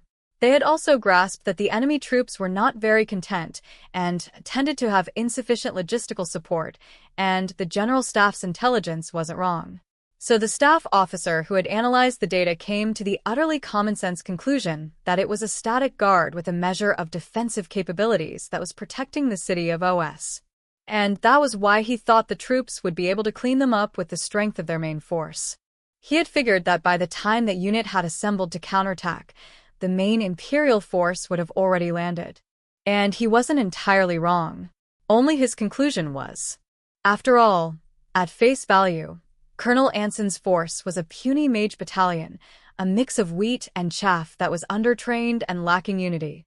But the Empire didn't know why these troops were fighting, because it didn't need to yet. Still, from a totally objective standpoint, the unavoidable truth is the Imperial Army commander, Tanya, muttering mainly curses at either God or the devil about the arrival of these unforeseen enemies, has to come up with a way to handle the situation. Major. New enemies. The rapidly approaching formation is a battalion-sized group of mages. Both their speed and altitude are quite impressive. No doubt about it, they're a first-rate interception unit and a horrible nightmare for the 203rd Aerial Mage Battalion suppressing enemies on the ground. I see that. Lieutenant Serebryakov, take command of 1st Company and stop them. Major, it's too dangerous with only one company. I'll share some troops for my group. Lieutenant Weiss, you just capture that battery. We'll figure out some way to handle this. Tanya decides without a moment's hesitation to go meet them herself. I'm at wit's end, but I can't run away. If I send my subordinates up and they get the shit kicked out of them, there'll be nowhere for me to run. If that's how it'll go, Tanya feels more at ease intercepting them herself from the start and preparing for trouble. True, she isn't terribly keen on facing an elite-seeming enemy battalion with a force the size of a company, but it's better than the fear of having them on top of her. If she doesn't want to be made into a target, she has to get above them. 1st Company, follow me. We're intercepting. The moment their short exchange is finished, Tanya accelerates to climb hard. As she swiftly ascends, aiming to occupy a combat altitude that is even with or superior to their opponents, she catches sight of the tiny that's drawing nearer every second. And as one side got visual confirmation, so too did the other. We can't get through to the surface. I've got visuals. They're on their way up to meet us. As Colonel Sue's battalion raced across the sky in a messy formation and reached the Ostjord, the situation was as he had feared. The batteries had descended into chaos due to a sneak attack. Not only that, but enemy mages were smoothly gaining altitude, while maneuvering into combat formation, as if they had been skillfully lying in wait. He could instantly gather from their impressive aptitude and clean formation that they were formidable opponents, in other words, the kind he hated. They're fast. A company? They must think we're wimps. These guys parachuted in. Don't underestimate their training. Put our numerical advantage to good use. Let's go. That said, they couldn't cower. How much do you think numerical superiority will really matter? The realistic part of his head sneered, but he suppressed it and encouraged his unit to drive the attackers away from the batteries. Beat them back. What else could he say? Go. Get them. All he could do was scream and lead his troops in the charge. He chose to do it, but it was also his only choice. But it should probably be said. Sue looked up at the sky. I guess God isn't smiling on me. NGH. That's Dash. Colonel Sue. Dear God, why? Why is she here? This one's pesky as rust. Take some distance and fire to suppress. Do not let her get in close. She's got that obnoxious alias White Silver or whatever. When it came to an enemy who fought bitterly against his own unit and got an award out of it, he remembered news from an enemy country. With all the blood she has on her hands, her alias is White Silver? Huh, the Empire has no talent for coming up with names. Might as well call her Rusted Silver, looking like that. A devil spattered and rusted in the blood of his fellow soldiers. There was no way for him to mistake that detestable girl his sworn enemy. Dirgu, I pray. Give me the strength to destroy that devil. Sue even prayed as he shot the formula, and just as an attack filled with fervent hope should, it plowed into the enemy formation. Or rather, things happened as he expected. They scattered, taking barely any damage, and sped toward him with no hesitation. Still, that didn't mean he could back down. There was no way he could withdraw. He was carrying a submachine gun. If that mage would just get in range, he would turn her into honeycomb.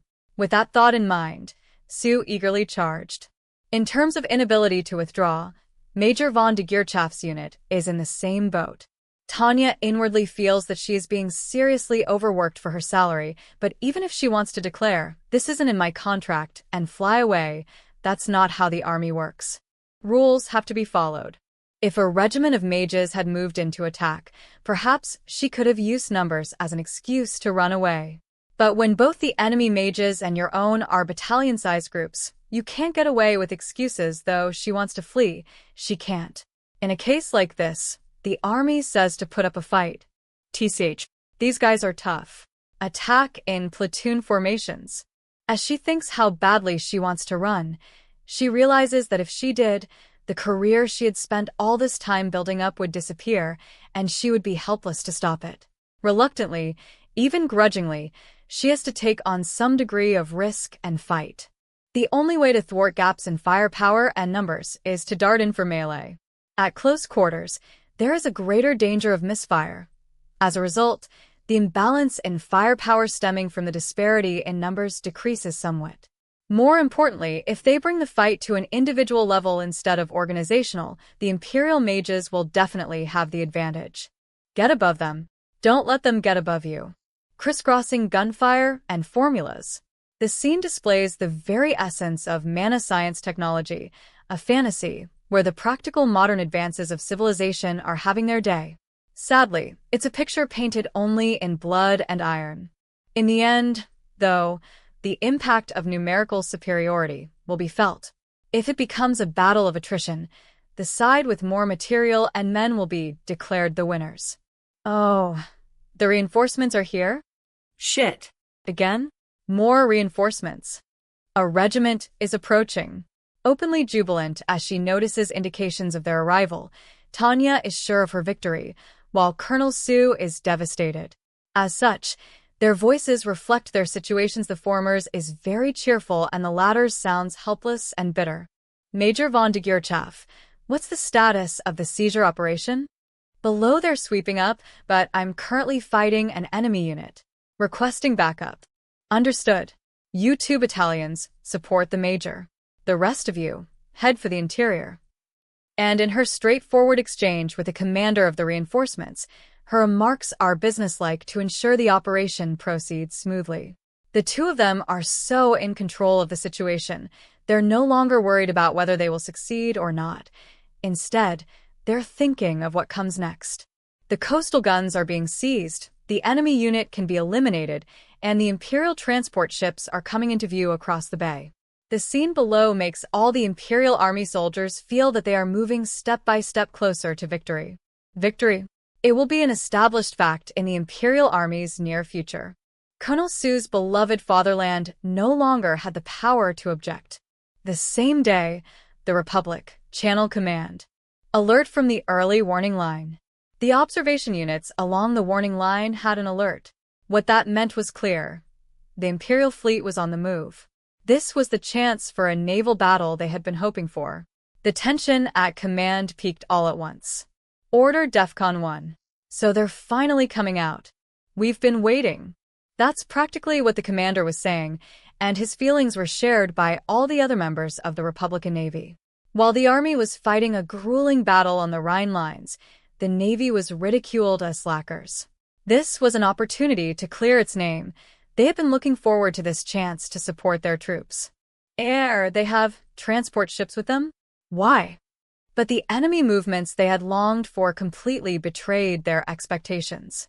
The latest update on the Imperial fleet indicated that, contrary to their hopes, it had no intention of engaging in a naval battle. The fleet maneuver they had predicted was happening, but the warships were leaving the port accompanied by several transport ships. Unless the movement was a long one, it was hard to imagine a unit of battleships sailing with slow, vulnerable transport ships, which is precisely why upon hearing about those vessels, the clever ones among them immediately speculated upon what might be inside and were assailed by a type of foreboding. What could be in there? Common sense would say coal, oil, food for the troops, ammunition, spare parts, and so on, things the unit would need on a long operation. But there was no way the Imperial Navy would take a leisurely cruise around the world right now. In that case, the ships had to be taking something important to where it was needed. The command personnel all waited with bated breath for the next report. The atmosphere was so tense their uneasiness was burning them up inside. Spike 04 to HQ. The Imperial fleet is setting course to the north. I say again, course to the north. NGH, an amphibious operation. Of course, they all felt like they'd been whacked in the back of the head when they understood. After all, this was the worst possible development for the Republic. It had been their worst nightmare ever since one corner of the encirclement, Dacia, had crumbled the fear that the Entente alliance would collapse as well. And now, as they could see the Imperial Northern Army Group planning an offensive, the Entente alliance's main forces were tied up on the front. If the rear logistics base were seized in a landing operation, it would mean they had failed to avoid another Dacia. War could no longer be fought with superior ground forces alone, and if the rear supply lines were cut, the Army's fate would be tragedy. In the back of their minds, a few senior officers remembered the plans for the Imperial Army's amphibious operation, delivered in utmost secret from the Commonwealth. If the Entente alliance were to fall like Dacia, how much would that increase the burden on their beloved fatherland? Ready the fleet and the Marine mages to sortie on the double. They're planning to land in the Entente alliance's rear area. In came another enemy status report. Increasingly agitated, Command notified them that they should hurry up and send out the fleet. But one report made them all freeze. All the hubbub faded in an instant and dissipated. Are you sure? There's no mistake. Subs and enemy mages are forming a restraining line. The primary mission of the Republican Channel Fleet was to confront and annihilate the Imperial High Seas Fleet. But while the Republic had to split their main forces between the north and south, the Empire could concentrate their naval power in the north. With the Northern Sea and High Seas fleets combining forces, the Republican Channel Fleet would be forced into a disadvantageous position. A fight that was once 7-on-7 had just been joined by 3 enemy reinforcements. Fighting a 10-on-7 battle wasn't impossible, but it was far from the numbers they would like to see. Even if they got backup from the Entente alliance, it probably wouldn't help very much. Meanwhile, the Northern Sea Fleet may have been small, but it featured a lineup of relatively new models. Its flagship, the Helgoland, was the first of the state-of-the-art Helgoland class. In terms of capital ships, the Channel Fleet would be overwhelmed. If under those circumstances, the Empire had chosen them as its opponent, even if they ended up getting cut in the process, they could probably have thwarted its aims. But that hope was only feasible if the Imperial fleet chose to meet them for a knife fight. Instead, it was futile because the enemy ships were paying them no mind and heading in a different direction. They were leisurely escorting the transport ships north. It was certain, completely certain that if they landed successfully, the Entente alliance would fall. So the only time to take a risk was now. They had been lucky to discover them so early. If they had naively gone out to challenge them to a naval battle unawares, they probably would have been sneak attacked and forced to flee in a panic. Discovering them first was truly good fortune. The problem now was how to handle the situation. Request backup from Army mages. Send in the patrol boats and do anything necessary to beat a path to the capital ship. Will we make it? It only lasted a moment, but the doubt that flitted across the minds of the Channel Fleet Command personnel was serious. Whether or not the Republic's nightmare of the Entente alliance collapsing came true hinged on them making it in time. We just have to. They were determined. Send out any ship available. Full power sortie. Sadly, they were out of luck. As they raised fists and were about to advance toward the enemy, they received bad news from the military attaché in the Entente alliance and understood. They had been too late, and so they swore with all their might that next time, we'll get them. December 4th, Unified Year 1924, Commonwealth, Londinium, undisclosed location. After the shocking report that the Imperial Navy had taken an amphibious force to the Ostjord and launched a decisive landing operation, the atmosphere in the room was unbearably bitter. The agony of the deteriorating situation was so terrible that it even dashed all hope for the nearing Christmas leave.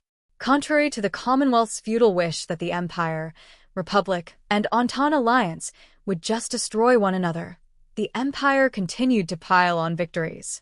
By virtue of their shared view on the situation, the entire group of people connected to the Commonwealth's intelligence agency had fallen to the gloom. But the office itself wasn't out of sorts. The unpleasantness of the situation was due to the foul mood of the office's chief occupant, Major General Donald Habergram, which was permeating the room to a preposterous extent. He had a difficult personality to begin with, and now he was especially irritated. Heads would roll at the first careless remark.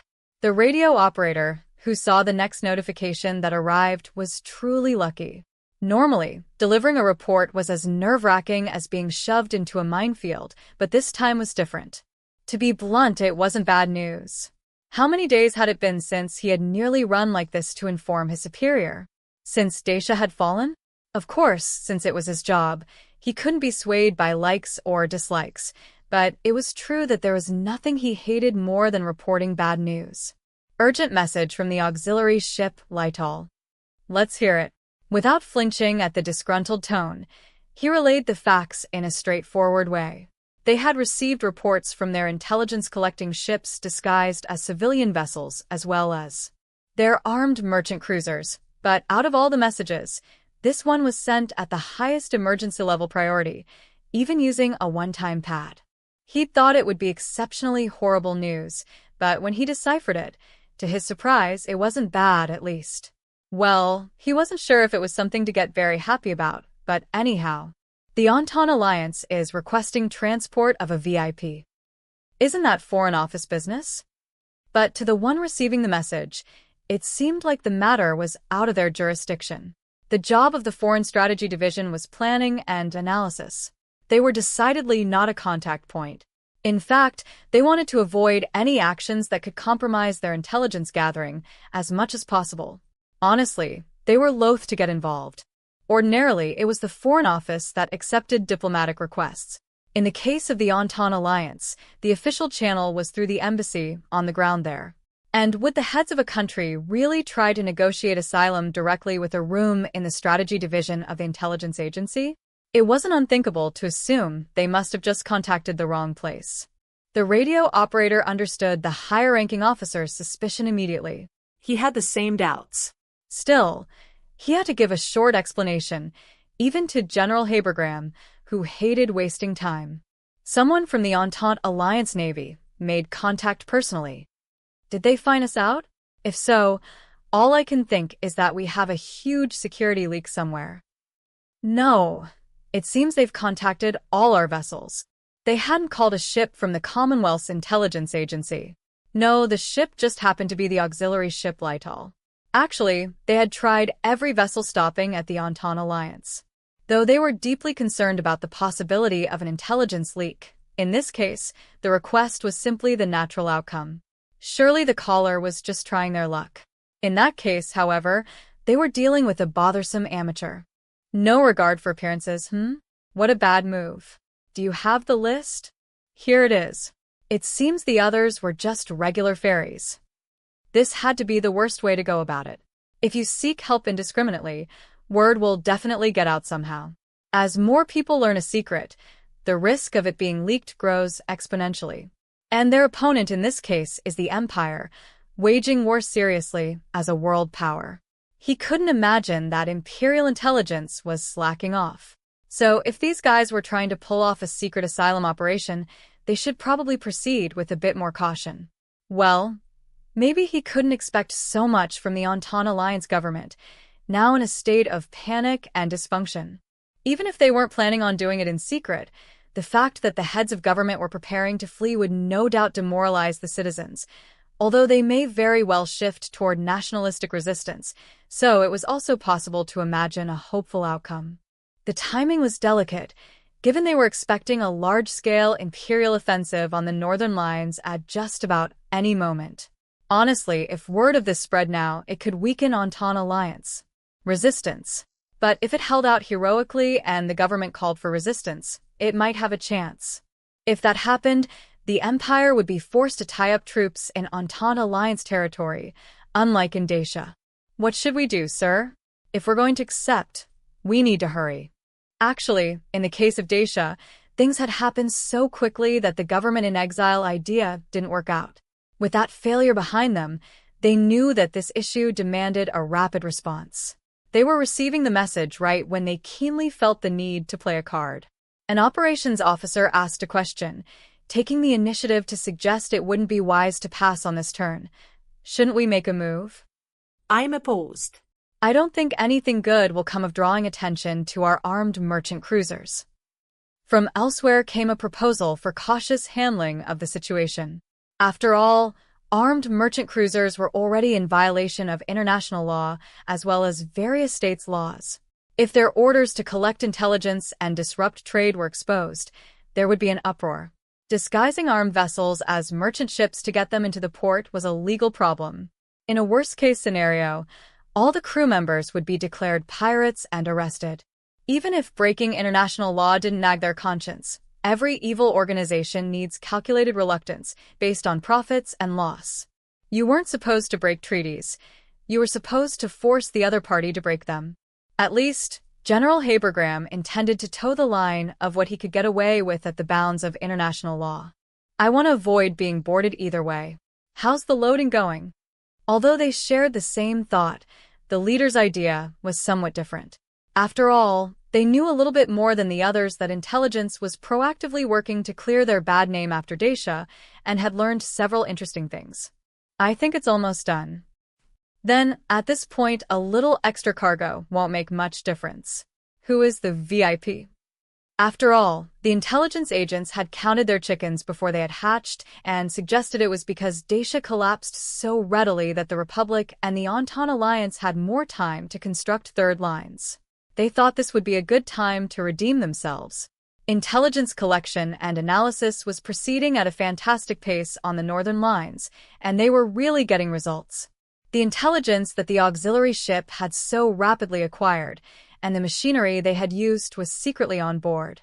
They had even learned that the Imperial Navy was planning a landing operation. So it went without saying that an inspection of that ship would be bad. That said, they already had so much dangerous cargo that adding something new wouldn't do anything. He didn't think throwing in a little more problematic cargo would change their situation much. A counselor. One of the 10 counselors of state establishing a government in exile in the Commonwealth was fraught with political implications. Officers couldn't work in intelligence unless they had a nose for understanding politics, so it was evident to all of them. That probably went for any outstanding staff officer. And General Habergram was far from inept, which was why he hesitated. Wait a moment. It was certainly true that if they succeeded in getting him asylum, that achievement would overshadow their previous failure. They might be able to prevent the nightmare of the Empire smoothly building government organizations, as it was doing in Dacia, from happening in the Entente Alliance. That was how well the man in charge here understood the issues. But that would all only happen if the bid for asylum succeeded. If it failed, the political and diplomatic risks were huge. Additionally, the fallout was so far-reaching that this matter was far above what General Habergram could decide on his own. In actuality, the reason they had thrown someone so toxic in there was to get the department under control. He swiftly had a document prepared, took it, and stood. This was a matter that demanded extra attention to confidentiality. And so, taking a few escorts along, he left at once for the office of the Admiralty. Habergram here. Is the First Lord of the Admiralty in? A military policeman stood guarding the office. Habergram had to put up with the duty officer's suspicious look, given the man's job. He himself had always been terribly nervous when he had to stop officers of a higher rank when he was younger. With that in mind, he made a mental note that this officer had to be quite a serious-minded young man. He is. Do you have an appointment? No. There's an urgent matter I'd like to ask him about. After the duty officer confirmed a few things, the general was shown into the office. As soon as he ran inside, he asked everyone else to leave. After all the attendants had been sent away, he made sure no one else was around, and then gave his report. General, I trust you can make this quick.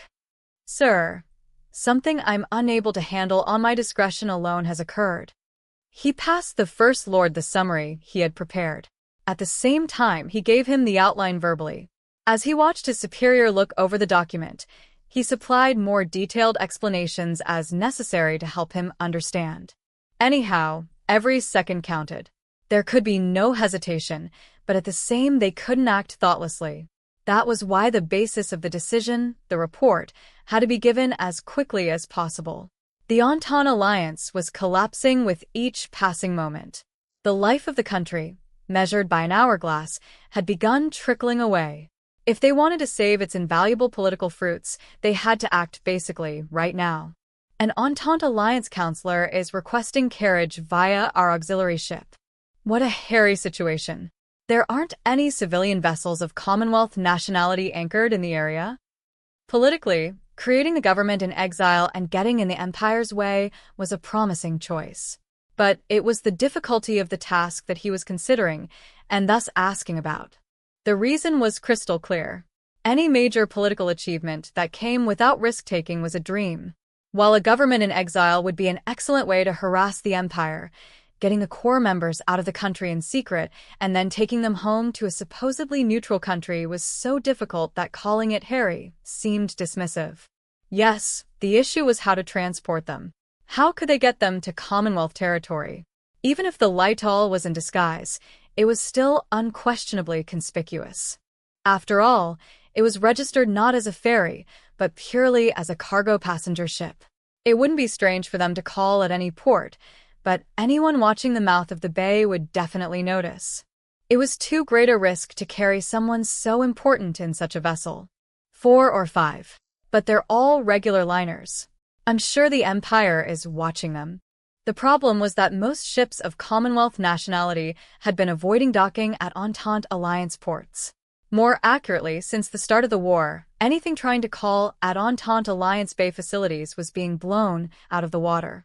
It wasn't so much a matter of neutrality. The Commonwealth was simply worried about getting mixed up in a fight.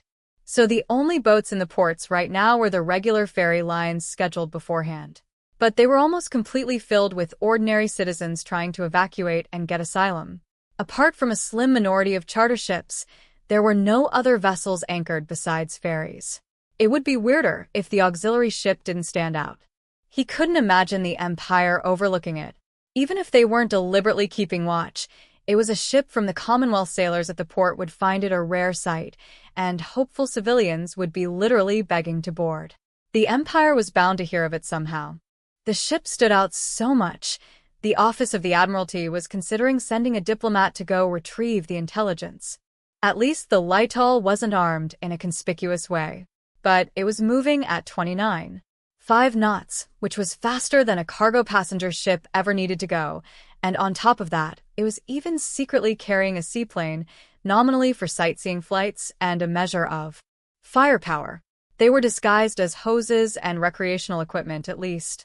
If it weren't for the confidential materials, even if the ship was boarded, there wouldn't be any issues under international law. The crew might be made up of mages, but that was a decision a business could freely make. After all, the Commonwealth was a free country. But if they were caught assisting with asylum from a country at war, things would get tricky. It would raise the issue of whether they should give the refugee up without resistance. The Entente alliance would probably want him to be guarded.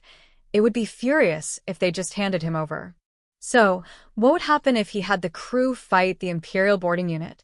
The answer was obvious. It would come around to bite them in the ass. Lightal can move at a fairly quick clip, but can it outrun the Imperial patrol boats? Even if the Lightal was fast, it had its limits. And considering marine mages or aircraft might be present, it was impossible to say whether it could make a clean getaway. To go a step further, was a ship really even the best transportation method in this case? All right, we'll transfer them to a submarine on the water. That must have been why the First Lord of the Admiralty made a daring decision. The ship could certainly sink, or the living quarters could be attacked. But if they used a vessel that could operate underwater, they could stay hidden. A submarine? We have one we can use. Admiral Meyer guarantees it. In any case, we need to consult with the submarine squadron.